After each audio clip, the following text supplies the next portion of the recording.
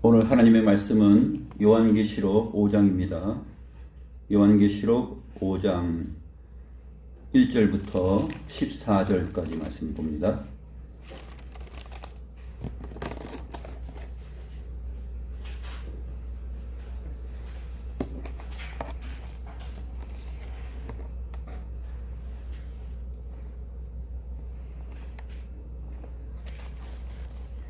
제가 하나님의 말씀을 받들어 읽겠습니다. 내가 보매 보좌에 앉으신 이의 오른손에 두루마리가 있으니 안팎으로 썼고 7인으로 봉하였더라. 또 보매 힘있는 천사가 큰 음성으로 외치기를 누가 그 두루마리를 펴며 그 인을 떼기에 합당하냐 하나. 하늘 위에나 땅 위에나 땅 아래에 능히 그 두루마리를 펴거나 보거나 할 자가 없더라. 그 두루마리를 펴거나 보거나 하기에 합당한 자가 보이지 아니하기로 내가 크게 울었더니 장로 중에 한 사람이 내게 말하되 울지 말라. 유대 지파의 사자 다윗의 뿌리가 이겼으니 그 두루마리와 그 7인을 떼시리라 하더라. 내가 또 보니 보좌와 네 생물과 장로들 사이에 한 어린 양이 서 있는데 일찍이 죽임을 당한 것과 것 같더라.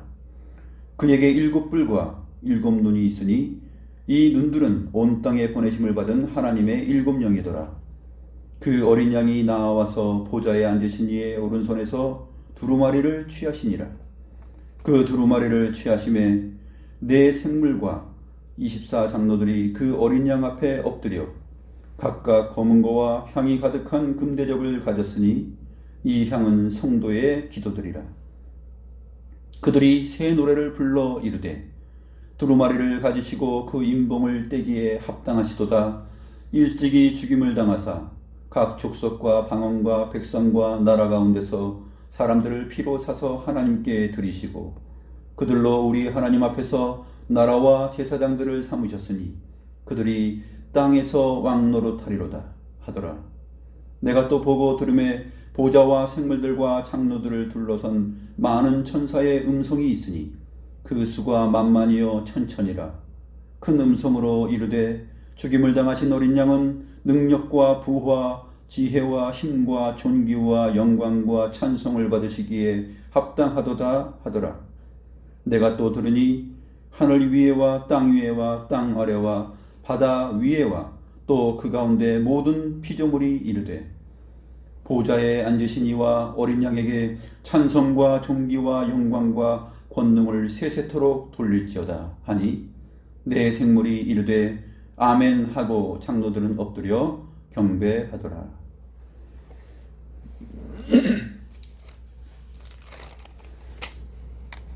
지난주에 우리가 4장 내용을 살펴보았지만 4장과 5장은 요한계시록에 있어서 사실상 가장 핵심이 되는 부분입니다. 그래서 4장과 5장이 앞에서 언급한 요한계시록 7교회 전체를 해석하는 키와 열쇠가 되고 있고 그 교회에게 주시는 생명의 말씀이 되기 때문에 4장과 5장의 주인공은 사실상 천상에 계신 보좌에 앉으신 삼위일체 하나님이시다 하는 것을 우리가 알 수 있습니다.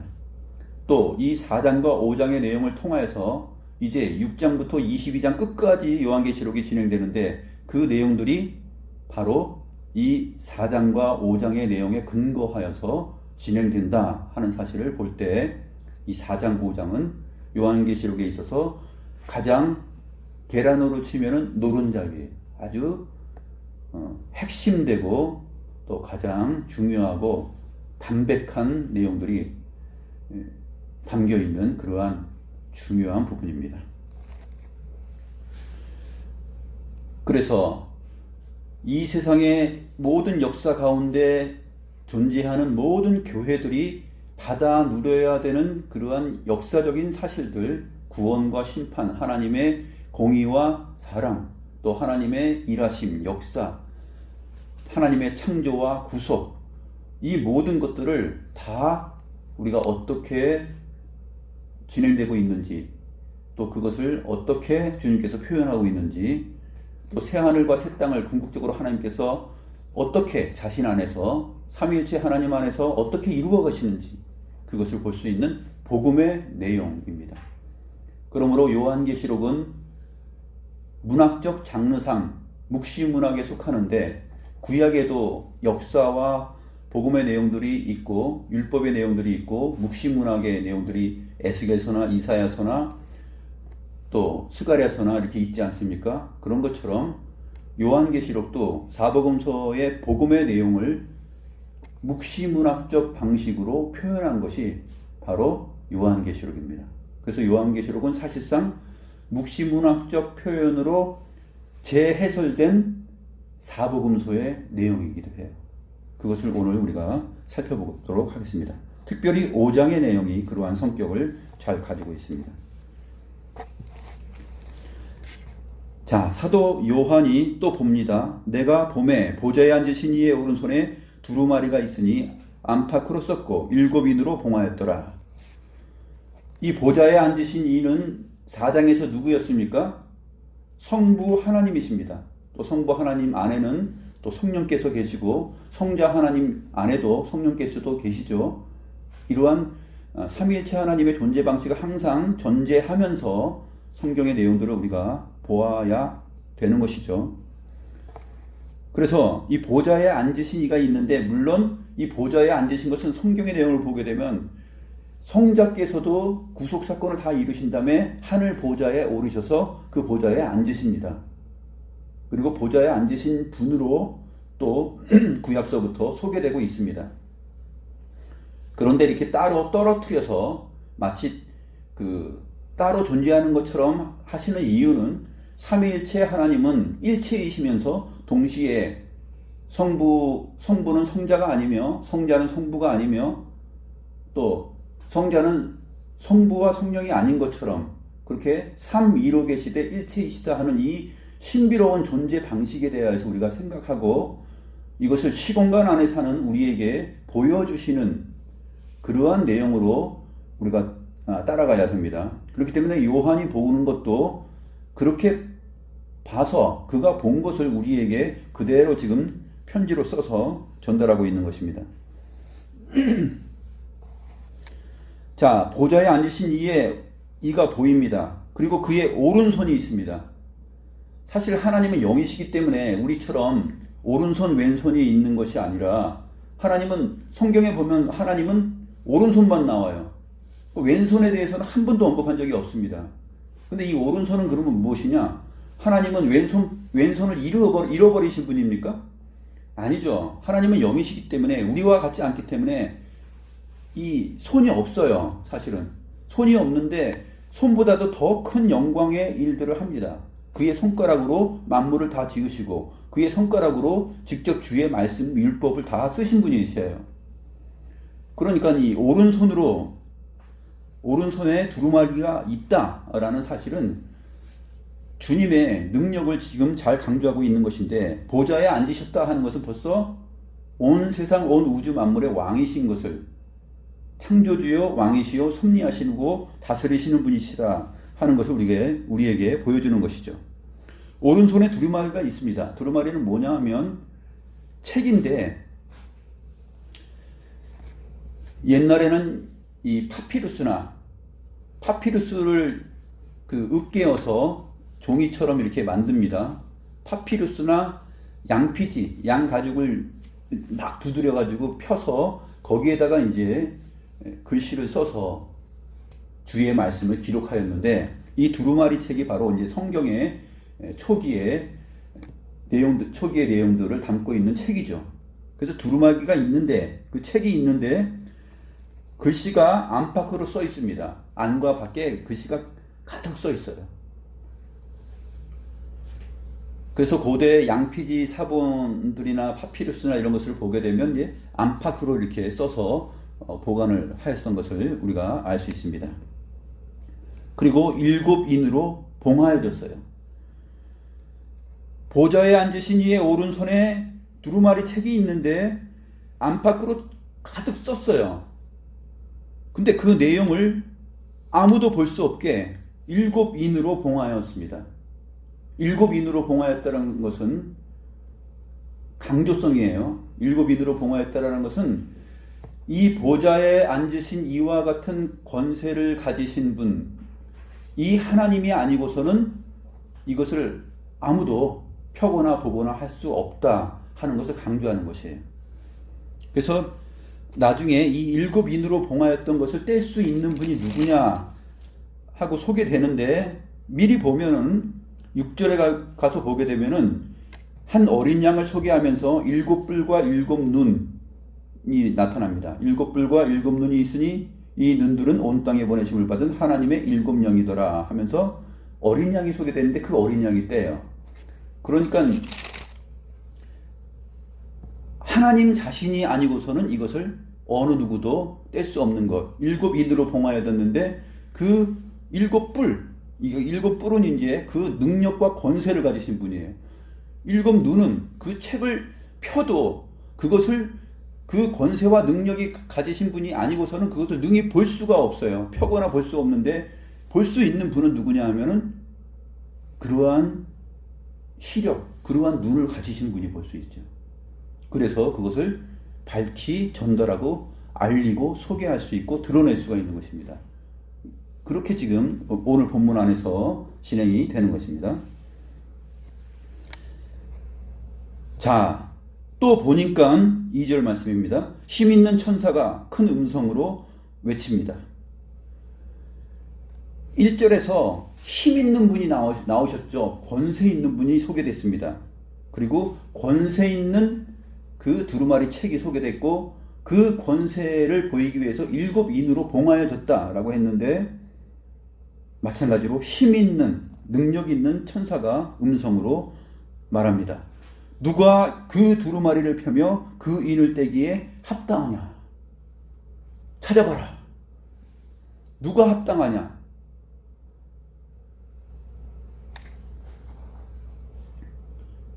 하늘 위에나 땅 위에나 땅 아래에 능히 그 두루마리를 펴거나 보거나 할 자가 없습니다. 누가 합당하냐 했는데 대답은 뭐예요? 하늘 위에나, 하늘 위에는 사실 위에가 아니에요.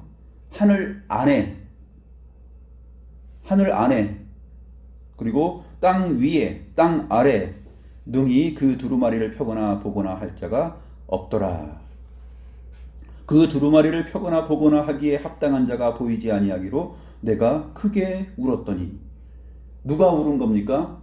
사도 요한이 이 하늘에 끌어올려져서 성령으로 감동을 받아서 그것을 보는데, 그 책을 펴거나 보거나 그 인을 떼기에 합당한 자가 보이지 않아요.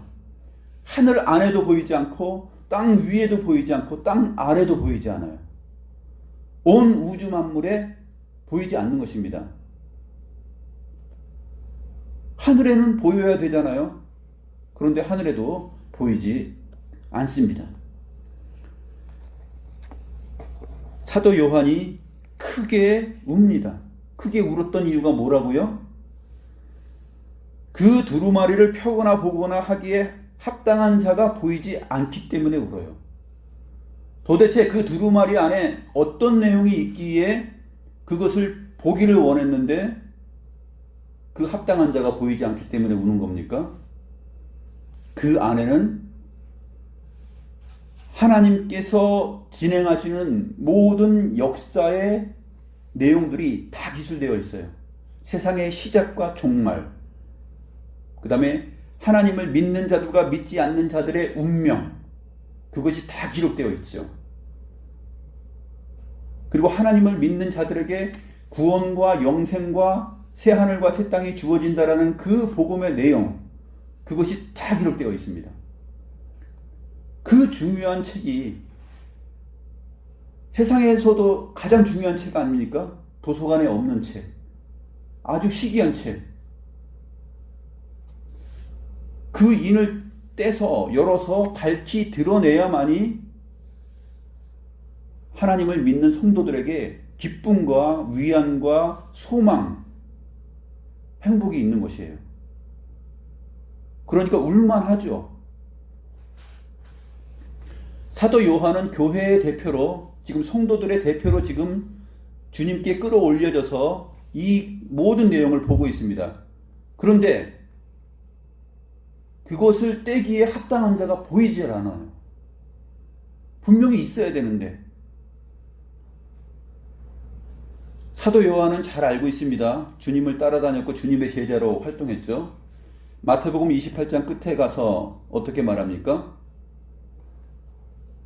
하늘과 땅의 권세를 내게 주셨으니 그러므로 너희는 가서 모든 족속으로 모든 민족으로 제자를 삼아 아버지와 아들과 성령의 이름으로 세례를 주라. 그리고 내가 분부한 모든 것을 가르쳐 지키게 하라. 내가 너희와 항상 함께 하리라. 그랬어요. 그런데 하늘 안에 보니까 없어요. 주님은 분명히 하늘과 땅의 권세를 모두 나에게 주셨다. 그 주신 분이 그 하나님 보좌에 있어야 돼요. 보여야 되는데 지금 안 보이는 거예요. 사도 요한이 왜 patmos섬에 지금 가 있습니까? 그 주님을 증거하고 그 복음의 내용을 그 살아계신 주님이 지금 하늘에 계시다. 아버지 우편에 계시다. 그런데 아버지 우편에 없는 거예요. 분명히 그 성부 하나님께서 보좌에 앉으셔서 그 오른손에 두루마리 책을 쥐고 있는데, 임봉한 책을 가지고 있는데 그것을 떼기에 합당한 그 주님이 보이지 않는 거예요. 그러니까 크게 우는 겁니다.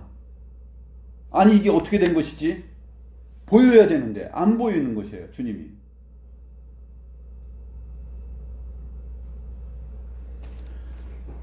지상에 사는 모든 성도들이 고난받고 환난 속에서 궁핍한 가운데서 우리가 앞에서 7교회의 상황들을 다 살펴보았지 않습니까? 그렇게 살아갔던 이유가, 그러면 그 인을 떼지 못한다면 하나님의 위로의 모든 내용들, 정말 하나님께서 창조주요, 구원주요, 심판주요, 새하늘과 새 땅을 주실 것이고 믿는 자들은 영생을 주시고 믿지 않는 자들은 영벌을 내리신다라는 그 모든 내용들이 허사가 되는 거예요. 크게 우는 것입니다. 그것을 떼기에 합당한 자가 보이지 않기 때문에.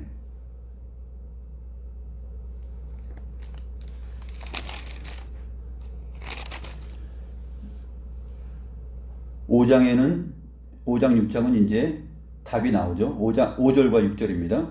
장로 중에 한 사람이 내게 말하되 울지 말라.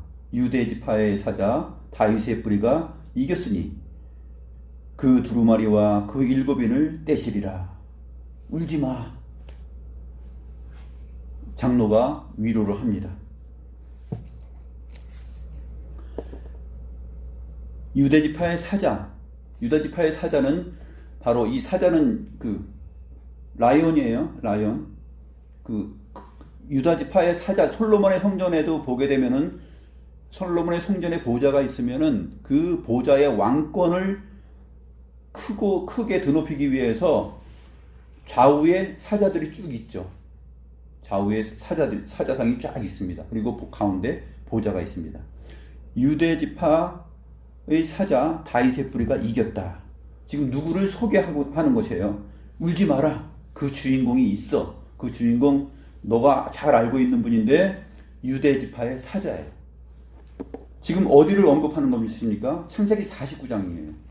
창세기 49장 8절부터 보게 되면 야곱이 12아들에게 예언하는 내용인데, 유다에게 예언하는 내용입니다. 유다야, 너는 내 형제의 찬송이 될지라. 내 손이 내 원수의 목을 잡을 것이요 내 아버지의 아들들이 내 앞에 절하리로다. 유다는 사자 새끼로다. 내 아들아, 너는 움킨 것을 찢고 올라가도다. 유다는 사자 새끼로다 하는 이 표현이 바로 유다 지파의 사자, 즉 왕권입니다. 동물의 왕이 누구예요? 사자예요. 사자. 유다 지파의 사자. 그래서 일찍이 구약 성경에 이스라엘 족속이 탄생하기 전에 그 12아들들에게 야곱을 통하여서 예언한 유다 지파에 대한 그 메시지가 지금 여기에 나오고 있는 것입니다. 사도 요한은 그 구약의 계시를 다 알고 있죠. 유대 지파의 사자가 곧 다윗의 뿌리가 이겼다라고 말합니다. 이 다윗의 뿌리는 이사야서 11장 1절의 내용이죠. 이새의 그 줄기에서 싹이 나고 그 뿌리에서 한 가지가 났는데 그가 누구냐? 오실 분 메시아 곧 다윗의 자손으로 오시는 바로 예수 그리스도를 상징합니다. 그러니까 5절에서 지금 유다 지파의 사자 다윗의 뿌리가 이겼다 하는 것은 창세기 49장에서 예언되었고 이사야서 11장에서 말씀하셨던 바로 그 메시아, 네가 잘 알고 있는 그 주님 예수 그리스도께서 이기셨다. 세상을 이기셨고 하늘과 땅의 권세를 다 가지셨다. 그러므로 이 임봉한 두루마리 책을 인을 떼고 펴고 보기에 합당하신 분이 있어 라고 말하는 것입니다.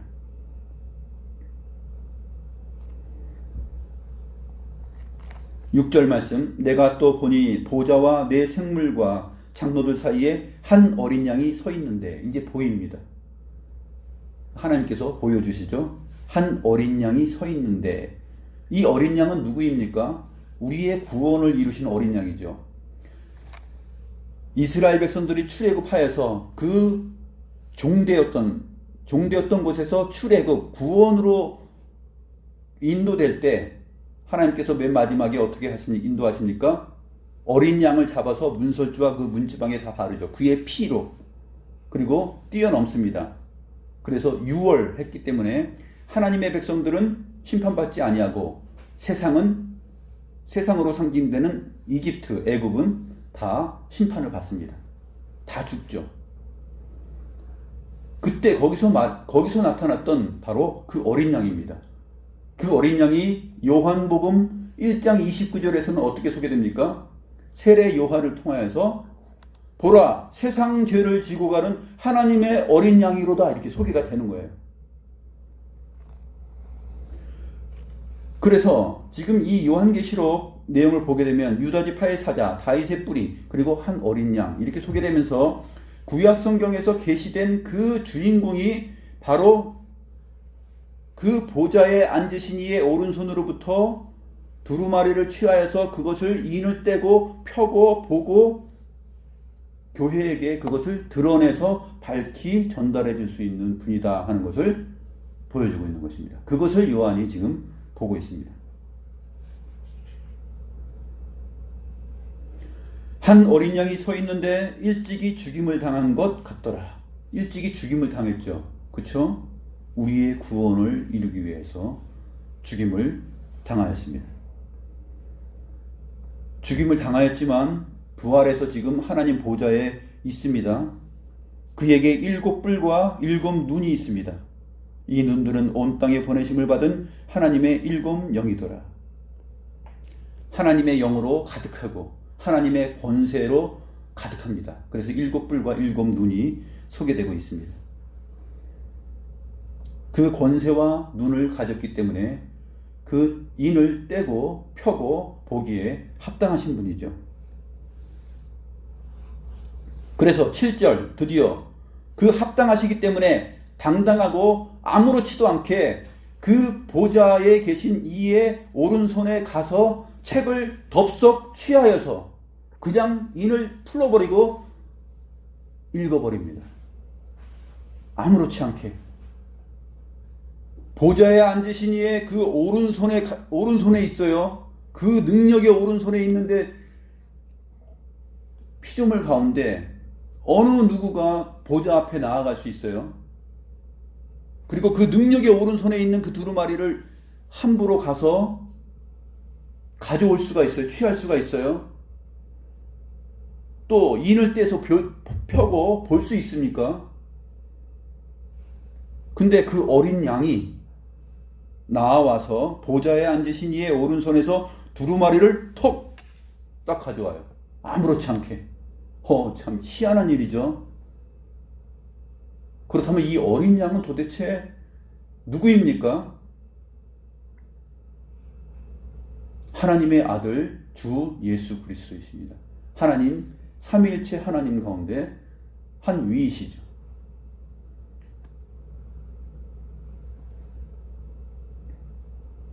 하나님으로서 처음부터 영원히 함께 아버지와 함께 존재하였고 그 영광과 권능과 권세와 지혜와 능력과 그 모든 것이 다 동등하신 분. 그러한 존재이기 때문에 이 어린 양 주님께서는 그냥 아무렇지 않게 오른손에 있는 책을 취하여서 인을 떼는 것입니다.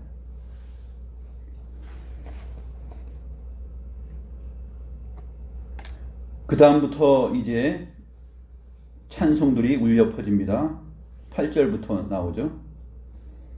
그 두루마리를 취하심에 네 생물과 24장로들이 그 어린 양 앞에 엎드려 각각 검은 거와 향이 가득한 금대접을 가졌으니 이 향은 성도의 기도들이라. 성도들의 기도들이다. 이 기도들이다라는 말은 성도들의 그 찬송들이다라는 그러한 표현이에요. 구약 성경에서 이 시편의 내용들이 성도들의 기도를 대표합니다. 시편의 말씀을 쭉 읽어보세요. 그러면 사도 요한이 크게 우는 것처럼 우는 그 우는 내용들이 다 들어있어요. 이 세상을 보니까 하나님의 백성들은 정말로 하찮고 쓸모없는 나약해 보이는 그러한 존재들로 환난과 궁핍 가운데 살아가고 있는데, 이 세상 사람들, 하나님을 모르는 자들은 자기들의 왕이고 자기들이 권세자인 것처럼 그렇게 살아갑니다. 그들은 죽을 때도 모습이 행복해 보여요.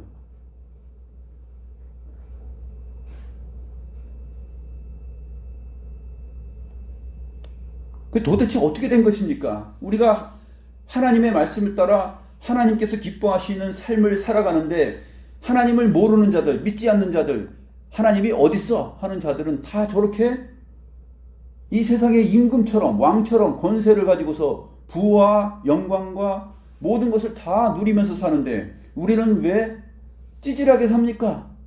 왜 우리는 이렇습니까? 저들은 간악한 혀로 사기치고 등쳐먹고 속이면서, 그러면서 승승장구하는데, 우리는 진리가 뭐고 진실이 뭐고 바르게 사는 것이 뭐고 착한 것이 무엇이기에 하나님께서 우리에게 생명의 말씀, 주의 말씀을 주셔서 이 말씀 때문에 세상 사람처럼 우리도 한번 속이고 넘어가서 한번 일어서고 싶은데, 그 진리의 말씀 때문에 우리가 우리 자신을 억누르고 절제하고 그러다 보니까 이렇게 살고 있는데, 도대체 언제 주께서 우리의 삶을 회복시키실 것입니까? 그런 내용이죠. 의인과 악인에 대한 그 노래와 기도들이, 그 의인의 기도들이, 성도들의 기도들이 시편의 구구절절히 나타납니다.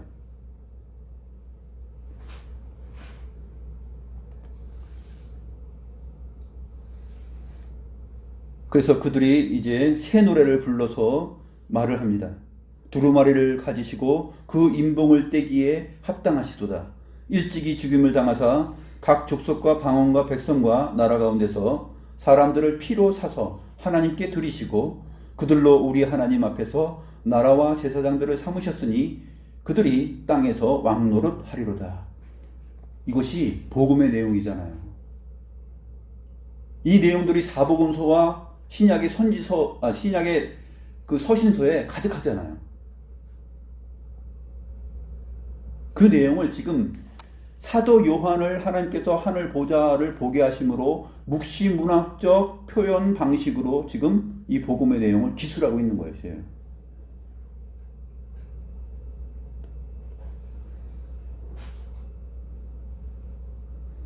11절입니다. 내가 또 보고 들음에 보좌와 생물들과 장로들을 둘러선 많은 천사의 음성이 있으니 그 수가 만만이요 천천이라.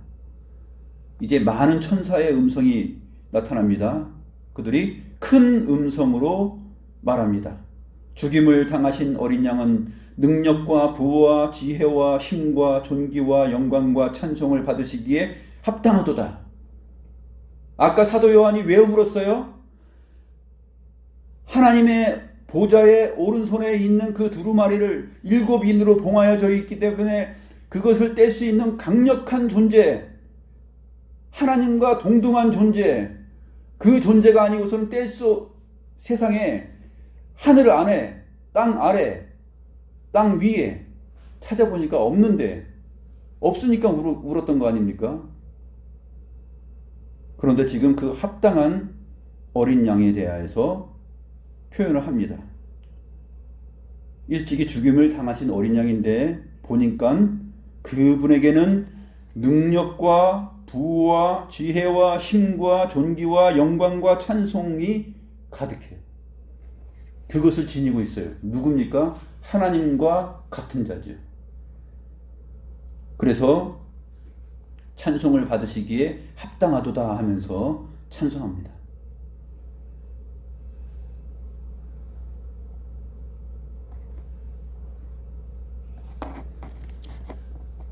내가 또 들으니 하늘 위에와 땅 위에와 땅 아래와 바다 위에와 또 그 가운데 모든 피조물이 이르되, 여기서는 앞에서 소개되었던 내용보다 하나가 더 소개되어 있습니다. 바다 위에라는 표현이 더 소개됐죠. 하늘 위에, 역시는 이것은 하늘 안에입니다. 하늘 안에, 또 땅 위에, 땅 아래, 바다 위에, 그 가운데 모든 피조물이 말합니다. 모든 피조물은 뭐예요? 하나님께서 창조하신 모든 피조물이에요. 하늘의 해와 달과 별, 우주의 수많은 별들이 찬송하는 것이에요. 하나님의 영광을 드러냅니다. 시편 19편이잖아요. 시편 19편. 또 바닷속에 있는 모든 물고기들이 다 노래합니다. 그 물들이 노래합니다. 하늘이 노래하고 땅이 노래하고 물들이 노래합니다. 그 안에 있는 모든 피조물들, 창조물, 하나님께서 창조하신 것들이 다 들의 꽃과 나무, 돌, 바닷가 돌멩이도 노래하고요. 우리가 밟고 다니는 이 흙도 노래하고요. 하나님께서 만드신 모든 이 공기도 노래하고요. 바람도 노래하고요. 다 노래합니다. 하늘 위에, 하늘 아래, 땅 위에, 땅 아래, 바다 위에 모든 피조물들이 다 노래합니다. 이런 얘기하면은 세상 사람들은 아유 참 기독교인들 너희들 참 이상한 소리 한다 그러겠죠. 그런데 믿지 않는 자들도 하나님께서 이것에 근접한 표현들을 해요. 그 표현들을 하는 사람들이 누구입니까? 그것을 문학적 상상력이라고 보는데 사실은 문학적 상상력 그 이상이에요. 원래 하나님께서 주신 지혜와 그 감성이 아니고선 나올 수가 없거든요. 하나님의 형상에게서만 나올 수 있는 고백들, 그것이 뭐냐면 시예요. 시, 그다음에 소설.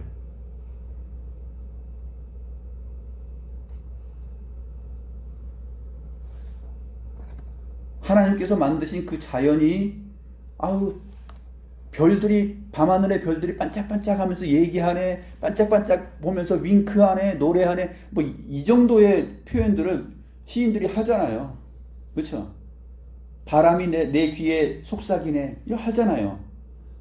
바람과 별, 이 피조물들이 마치 인격이 있는 것처럼 얘기하잖아요. 하나님을 믿지 않아도 그 시심이 있으면 그거 합니다. 지금 여기서 말하는 것은 그 이상이에요. 실제로 그렇다는 것이에요.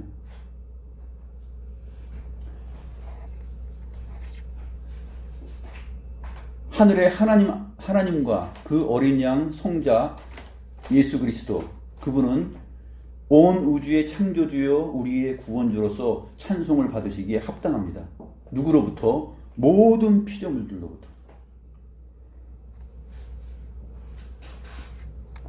그래서 모든 피조물이 말하는 걸 지금 사도 요한이 보고 듣고 있어요. 보좌에 앉으신 이와 어린 양에게 찬송과 존귀와 영광과 권능을 세세토록 돌릴지어다. 음메하고 소가 얘기하는 거예요. 어흥 하면서 지금 사자가 얘기합니다. 얼룩말이 막 뒷발질하면서 막 하는 것이에요. 사냥이 산을 막 뛰어다니면서 껑충껑충 뛰어다니면서 하는 겁니다. 고라니가 하는 것이에요. 멧돼지가 하는 것입니다.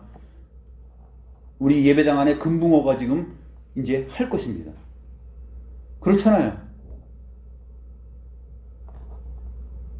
금붕하고 뽀끔뽀끔 하면서 뭐라고 할 것 같아요? 나중에 새하늘과 새 땅?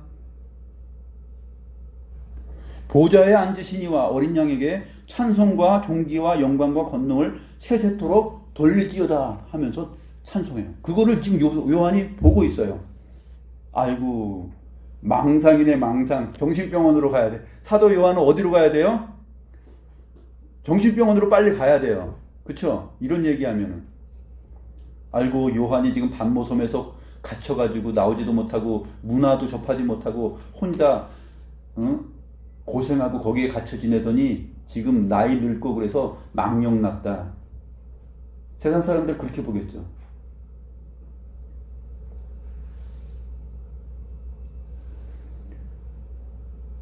모든 피조물들이 그렇게 말하니까 내 생물이 이르되 뭐라고 말합니까? 아멘 합니다. 아멘 뭐예요?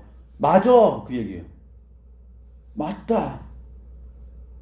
장로들은 엎드려 경배하더라. 이게 끝입니다. 사도 바울이 로마서 8장에서 이 사실을 잘 증거하고 있습니다. 로마서 8장 한번 보겠습니다. 로마서 8장 17절부터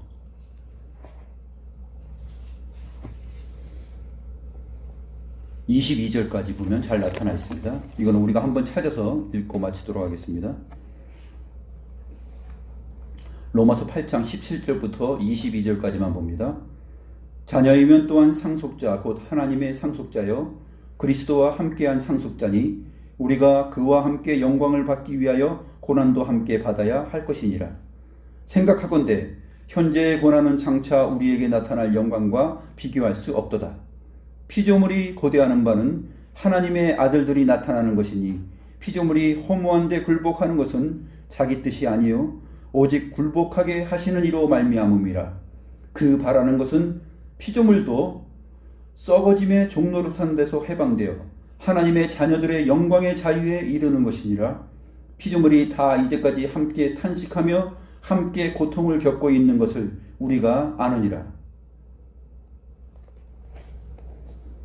아담과 하와의 범죄로 인하여서 죄가 세상에 들어오고 인간이 타락하니까 피조물이 함께 타락해서 고통받고 있죠. 가시와 엉겅퀴가 나고 우리가 수고하고 땀을 흘려야만 곡식을 거둘 수가 있습니다. 피조물들도 다 죽고 썩어지고 종노릇하죠. 피조물들이 썩어지고 죽고 종노릇하는 가운데 지금 있습니다. 그렇죠? 우리만 죽는 것이 아니죠. 다 죽죠. 피조물들이 다 죽습니다. 때가 되면. 피조물들이 이처럼 허무한데 굴복하는 그 이유는 자기가 그렇게 하고 싶어서 하는 자기 뜻 때문에 그렇게 되는 것이 아니에요. 자기 뜻이 아니요 오직 굴복하게 하시는 이로 말미암습니다. 왜 굴복하게 하셨습니까? 피조물들이 이렇게 살도록. 이 모습을 보면서 우리의 죽음과 우리의 유한함을 보면서 아담과 하와의 범죄로 인하여서 모든 사람이 하나님 앞에서 죄인이다. 하나님의 영광에 이를 수 없게 되었다 하는 것을 보여주는 것이에요. 세상 사람들은 그것을 안 믿죠.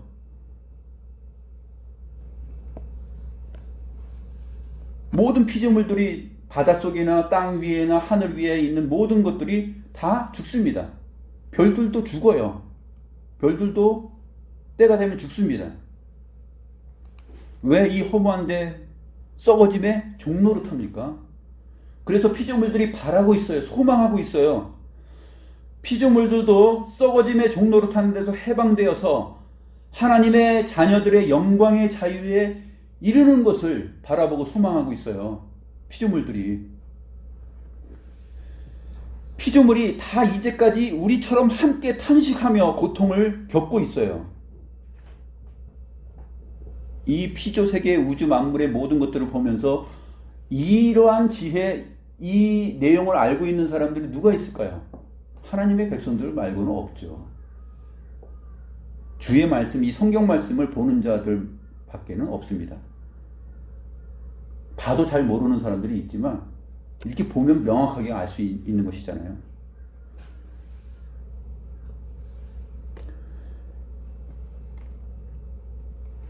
하나님의 아들들이 나타날 때를 기다려요. 그 하나님의 아들들이 나타나는 것은 하나님 앞에 온전하게 회복되어서 그 죄와 사망의 권세가 다 사라지고 주님과 함께 자리에 앉는 것이죠. 그때가 되면 피조물들도 다 회복돼요. 그것이 요한계시록에서 나타나고 있는 새하늘과 새 땅에 대한 내용이에요.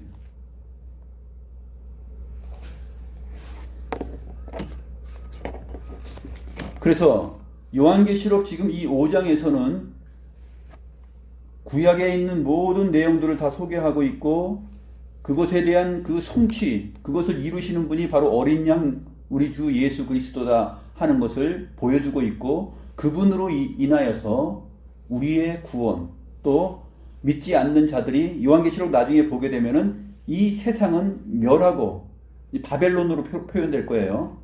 바벨론 음녀로 표현되는데, 그 세상은 다 망할 것이고 영원한 형벌을 받을 것이지만, 하나님의 책, 생명책에 이름이 쓰여 있는 자들, 곧 14만 4천으로 표현되는 자들은 다 구원을 얻습니다.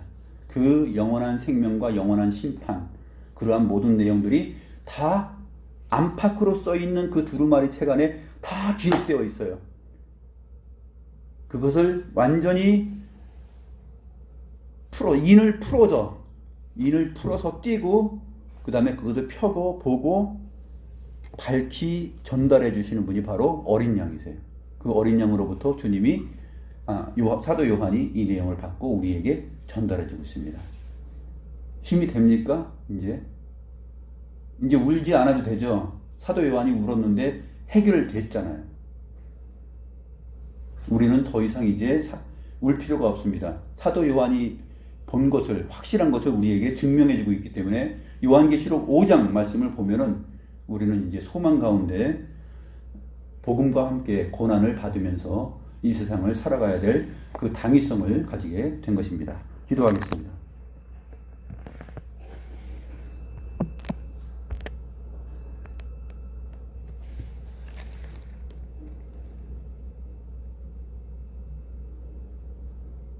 하늘 보좌에 계신 하나님의 강력한 오른손, 권능의 손으로부터 두루마리를 취하여서 합당하게 뗄 수 있는 분, 그 하나님이신 어린 양 구주 예수 그리스도의 능력과 부와 지혜와 권세와 그의 모든 권능을 저희들이 보고 기뻐합니다. 하늘 아래, 땅 위에, 바다 아래 모든 피조물들이 궁극적으로 노래할 그 새하늘과 새 땅, 하나님의 아들들이 나타날 때, 그때를 우리에게 밝히 보여주셨고, 그 피조물들이 노래하는 것을 사도 요한이 직접 보고 기록하고 우리에게 전달해 주었으므로, 저희들이 주를 믿는 신앙을 가지고 이 세상을 살아가면서